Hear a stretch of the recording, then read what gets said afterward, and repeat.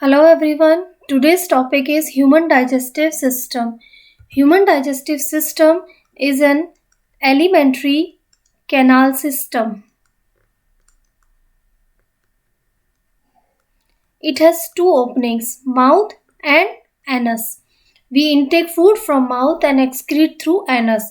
Alimentary canal contains various organs such as esophagus, stomach, small intestine, large intestine. Then last one is anus. There are various glands which secrete the digestive juice into alimentary canal, which helps in the digestion of food. Main glands are salivary glands, liver, gallbladder, and pancreas.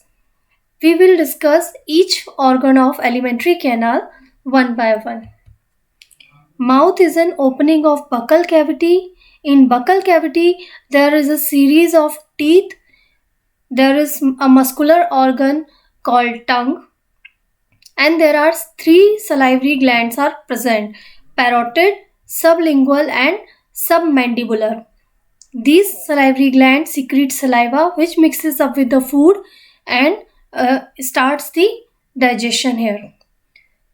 The human teeth are called diphyodont. Diphyodont means we have successive two sets of teeth in our whole development. When we were child, we have deciduous teeth, or we can say milk teeth. It has formula of 2102 by 2102. This formula describes the quantity of these four types of teeth: incisor, canine, premolar, and molar. And permanent teeth has formula of 2123 by 2123, means and mature adult has two incisors, one canine, two premolar, and three molar teeth in his buccal cavity. This formula applies only half of the portion of this buccal jaw. You can see here two incisor, one canine, two premolar, and three molar. This diagram is showing a mature jaw, a mature person's jaw. So here are the arrangement of teeth. Food is being chewed by the teeth. It is being broke down into smaller particles, and also saliva is mixes up with it, which makes it easily goes through esophagus. The chewed food then goes to esophagus. Esophagus is a tube-like structure which joins the buccal cavity to stomach. Stomach is a J-shaped structure. It is a bag-like structure which can be divided into fundus, body, and antrum. It has two sphincters, cardiac sphincter and pyloric sphincter. These are ring-like structure that holds the food inside the stomach. Stomach has various rugae in it, which increase the surface area of stomach. When we saw anatomy of stomach, there are three types of cell present in lining of stomach: parietal cell or oxyntic cell. They release hydrochloric acid and intrinsic factor. Then there are peptic cells which secrete pepsinogen.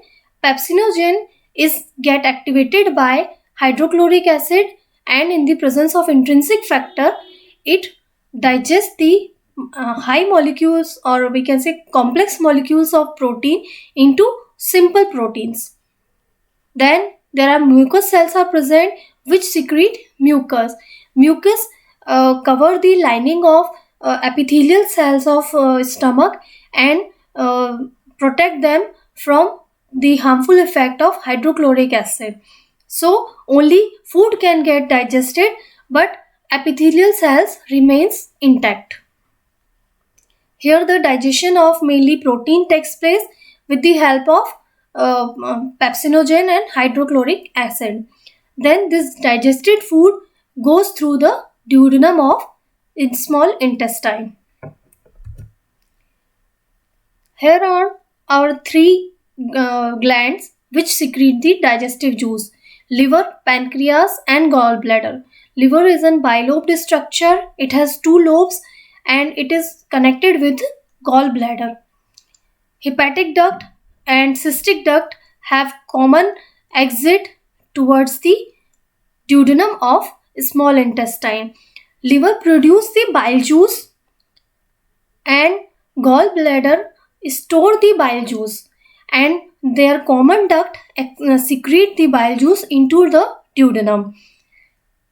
Bile juice contains various salts and cholesterol which helps in the digestion of food. Pancreas itself is a gland. It is also comes under endocrine system because it releases insulin, glucagon, and somatostatin. But in digestive system, pancreas secrete pancreatic juice. This pancreatic juice contains various enzymes that helps in the digestion of food and convert them into simpler elementary molecules. This pancreatic duct secrete the pancreatic juice into the duodenum. Then food with these all juices goes through small intestine. Here we can see small intestine is a hollow tube-like structure. It is very long and it has various microvilli structure here. These microvilli increase the surface area of small intestine. Small intestine can be divided into three parts: duodenum, jejunum, and ileum. Duodenum is this very small part which attaches to stomach, and also the liver and pancreas release their digestive juice here also. Jejunum has maximum absorption takes place, and ileum is attached to large intestine. Anatomically, small intestine have four types of cells: enterocytes, which secrete intestinal juice, which has various enzymes for digestion of food. It performs absorption of food by microvilli. We can see here microvilli has various capillaries here. The absorbed food is then goes through the capillaries, and from here it is transported through the blood. Goblet cells secrete mucus which covers the lining of microvilli. Penneth cell secrete antimicrobial peptide which performs antimicrobial properties. Endocrine cells release gastrointestinal hormones which controls the activity, or we can say functioning, of small intestine. Then the whole digested food is absorbed here. Remaining food which cannot be digested here will goes through large intestine. But the maximum absorption of food takes place in small intestine, especially in the jejunum part.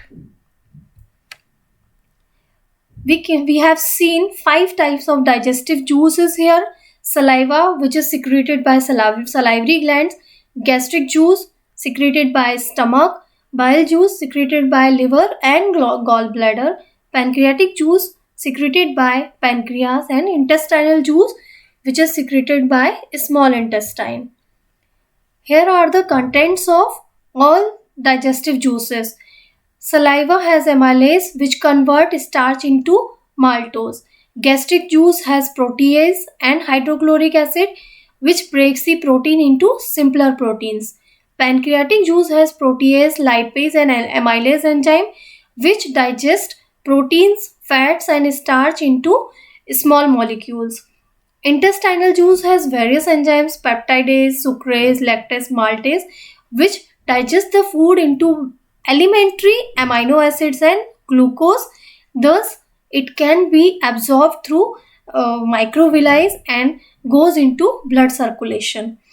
Bile salts from liver digest the fats by emulsification. When most of the food is absorbed in small intestine, remaining undigested food, or we can say unabsorbed food, goes through large intestine from here. Large intestine has four parts: cecum, colon, and rectum and anal canal. Colon can be divided further into three parts: ascending colon, transverse colon, and descending colon. Colon has various pouch-like structures called haustra, which increase the surface area of it. It provides maximum absorption of food here. The remaining portion of food which remained unabsorbed is excreted through anal canal in the form of stool. There are two sphincter: internal anal sphincter and external anal sphincter, which controls the movement of stool. So this is the whole alimentary canal system of digestive system with various digestive juices and enzymes. I hope you understand all the aspects. Thank you.